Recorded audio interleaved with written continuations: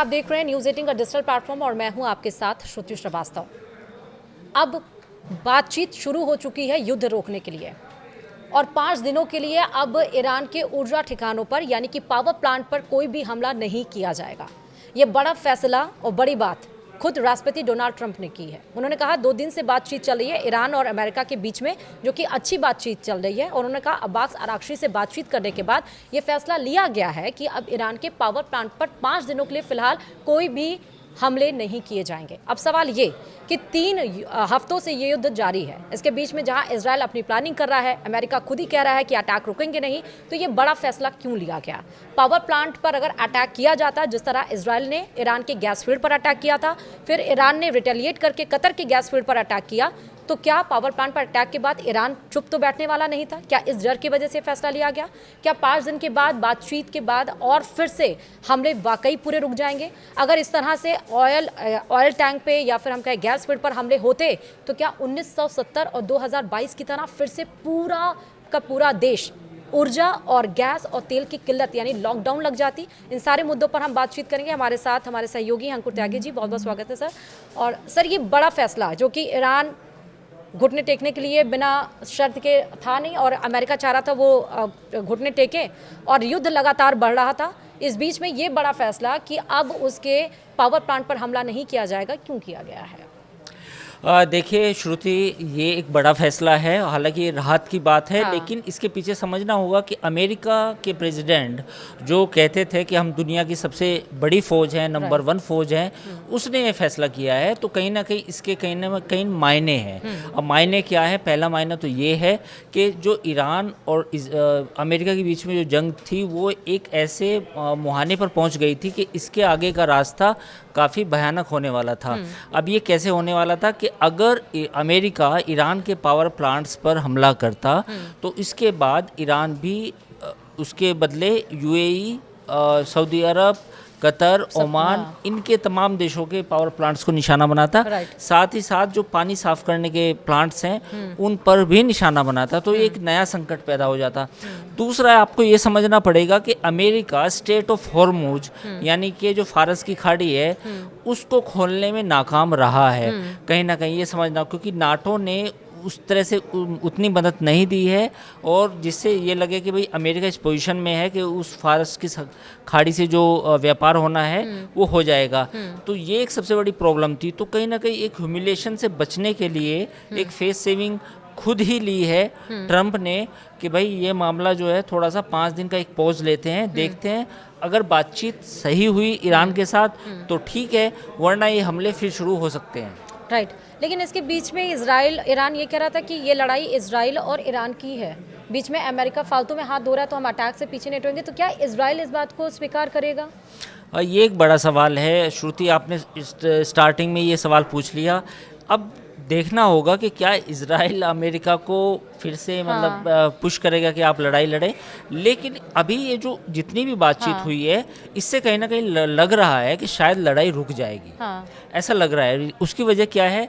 क्योंकि अगर कच्चे तेल की अगर हम बात करें, ये $150 हुआ, और ये लड़ाई केवल 2 से 3 हफ्ते और चली, तो पूरी दुनिया में एक ऐसा भयानक संकट पैदा होगा जिसके उभरने में कम से कम 5 से 7 साल लग जाएंगे पूरी दुनिया को।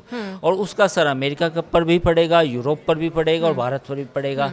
तो मुझे ऐसा लगता है कि शायद ये एक डोनाल्ड ट्रंप जैसा उनका तरीका है बात करने का, ट्रूथ सोशल के जरिए, वो उन्होंने एक सही निर्णय तो लिया है कि 5 दिन तक चलिए, एक मौका खुद को एक मौका देना चाहिए और ईरान को भी मौका देना चाहिए। ये बात अलग है कि ईरान की मीडिया में इस खबर को दूसरे तरीके से देखा जा रहा है, और वो जाहिर है वो अपने आप को दिखाएंगे कि भाई हमारी जीत हुई है। तो ईरान की मीडिया इस तरह से पेश करेगी। इस पे मेरा एक और सवाल है सर कि आईए अभी ये कहा है कि 1970 की तरह से, जिस तरह से वहाँ पर ऑयल शॉक आया था, अगर ये युद्ध नहीं रुकता तो उससे भी बदतर हालात हो सकते थे। ऐसा क्यों कहा? बिल्कुल, ये बात सच है। अगर ये लड़ाई 2 हफ्ते या 3 हफ्ते चलती तो ये पूरी दुनिया में असर होने वाला था। श्रुति, ये ऐसा नहीं है कि केवल कुछ कंट्रीज़ तक सीमित रहता। कई ऐसे छोटे छोटे देश हैं, कई ऐसे मुल्क हैं जिनके पास ऑयल रिजर्व नहीं है। Right. अब जैसे भारत जैसे मुल्क के पास भी ये कहा जाता है कि 25 से 60 दिनों का हाँ। तेल का रिजर्व है। चीन के पास करीब 100 से ज़्यादा दिनों का रिजर्व है। लेकिन बांग्लादेश, 2-4 और ऐसे कंट्रीज थे जिनके पास तेल बचा ही नहीं थे। तो ऐसी स्थिति में जब अगर तेल ही नहीं होगा तो ऊर्जा का भयानक संकट पैदा हो जाएगा। तो ये बात तो दुरुस्त थी बिल्कुल अपनी जगह कि अगर लड़ाई ये 2 से 3 हफ्ते भी और चल जाती तो जो कच्चे तेल के दाम है वो $150 से ऊपर आ जाते। और कई ऐसे देश होते, आप खबरें हेडलाइन चलाती कि उनके पास तेल ही नहीं बचा। तो अब ये जो लड़ाई शुरू हुई थी उसका जो एंगल डेविएट हुआ, पहले तो गैस फील्ड और फिर पावर प्लांट, तो अगर ये युद्ध अगर आज ये 5 दिनों के लिए सीज फायर एक तरह से हम कह सकते हैं लेमैन लैंग्वेज में नहीं होता तो फिर ये और भी डेविएशन हो सकते थे इस वॉर के। देखिए, पावर प्लांट्स एक ऐसी चीज़ है, हाँ। जब उस पर हमला होता है तो वो पूरी मतलब बिजली ठप हो जाती ठप हो जाती है ना। तो आप आज के टाइम में आप कल्पना कीजिए कि अगर बिजली ही नहीं होगी किसी भी देश के पास तो दिक्कत होगी। तो ये अमेरिका ने जब ये ऐलान किया कि हम ईरान के पावर प्लांट्स को निशाना बनाएंगे, तो फिर अब पॉइंट ये था कि भले ही ईरान इजराइल तक उसकी मिसाइल उतना सटीक निशाना ना लगा पाए, लेकिन कम से कम दुबई, आबू धाबी और सऊदी अरब, कतर, ओमान, ये तमाम ऐसे मुल्क हैं, अगर इनके पावर प्लांट्स को निशाना बनाया जाता तो एक अलग तरह का संकट पैदा हो जाता। तो मुझे लगता है कि कहीं बेटर सेंस प्रिवेल की है। अमेरिका को लगा है कि भाई अगर हम पावर प्लांट्स को निशाना बनाएंगे तो बड़ा संकट पैदा हो जाएगा। दूसरी, ईरान ने ये भी कहा था कि अगर हमारे पावर प्लांट्स को निशाना बनाया गया तो हम जो पानी साफ करने के जो प्लांट्स हैं, यानी कि देखिए पूरा जो गल्फ कंट्रीज़ हैं कहीं भी पानी नहीं है, बिल्कुल सारा का सारा पानी समुद्र से आता है, रिफाइन उसको होता साफ किया जाता है, तब जाके वो पीने योग्य बनता है। तो अगर ये संकट, अगर ऐसा होता तो भयानक संकट पैदा होने वाला था गल्फ कंट्रीज़ में। अब एक चीज़ और है, एक ही स्टेटमेंट को अलग अलग, एक तरफ से ईरानी मीडिया में जैसा आपने बताया कि वो बोल रहा है कि अमेरिका ने अपने घुटने टेक अमेरिका दिया, झुका है बेसिकली, वो तो ये बात बोल रहा है। जी, और अमेरिका ये कह रहा है, उसका पहले ही था कि ईरान बिना शर्त के घुटने टेके। अब मुझे एक चीज़ समझाइए कि जो सबसे पावरफुल कंट्री है, अगर उसका ये स्टेटमेंट आया तो वाकई क्या इस जंग की शुरुआत तो अमेरिका ने कर दी थी लेकिन उसको पता नहीं था कि ख़त्म कहाँ होगा? देखिए, इसमें 2 चीज़ें हैं। कोई अगर अमेरिका का राष्ट्रपति डोनाल्ड ट्रंप के अलावा होता तो वो शायद ये रास्ता ना लेता जो ट्रंप एक तरह से आउटस्पोकन है। वो खुद भी नहीं जानते कि कई बार ऐसा लगता है कि वो क्या दांव चलने चाह रहे हैं। तो कई बार उन्होंने खुद ही लिखा है। अगर अमेरिका में प्रेसिडेंट ट्रंप की जगह कोई और राष्ट्रपति होता तो वो कहीं ना कहीं एक दूसरा रूट से ऐसा ऐलान करता, चाहे तो फ्रांस उसमें शामिल होता या उसमें ब्रिटेन होता या फिर कोई और कंट्री होता कि चलिए हमने बातचीत की, हम इस युद्ध को रोक रहे हैं, है ना, या हमारे ऑब्जेक्टिव्स पूरे होंगे। लेकिन ट्रंप है, ट्रंप अपने हिसाब से काम करते हैं, जो उनको लगता है अच्छा है वो अच्छा है, जो बुरा लगता है बुरा है। तो उन्होंने खुद ही इनिशिएटिव लिया, तो इसे दुनिया जैसे चाहे ले सकती है, पर ये थोड़ा सा हैरान कर देने वाला अच्छा, रशिया का भी इस पे स्टेटमेंट आ गया कि US will exercise the wisdom also. तो ये रशिया और जो नाटो देशों का इस पे रिएक्शंस आ रहे हैं, इसका मतलब कि उसका समर्थन ना मिलना नाटो देगा, वो कहीं ना कहीं देखिए, हाँ, ये सबसे बड़ी बात ये थी कि जो फारस की खाड़ी थी, जल डमरू मध्य जो बोलते हैं हम उसको, स्ट्रेट ऑफ हॉर्मुज, सबसे बड़ी प्रॉब्लम वहाँ पर है। वहाँ पे क्या प्रॉब्लम है कि जो ईरान ने एक तरह से बिल्कुल ब्लॉकेड कर दिया है ना, वो अपनी कुछ जो जहाज़ हैं, करीब 40 से 45 जहाज़ अटके हुए भी हैं। तो अमेरिका को इसे खोलने के लिए कम से कम एक ऑपरेशन करना पड़ता, राइट। उसके लिए टाइम भी लगेगा, उसके लिए मैन पावर भी लगेगी, मैरिन्स भी लगेंगे।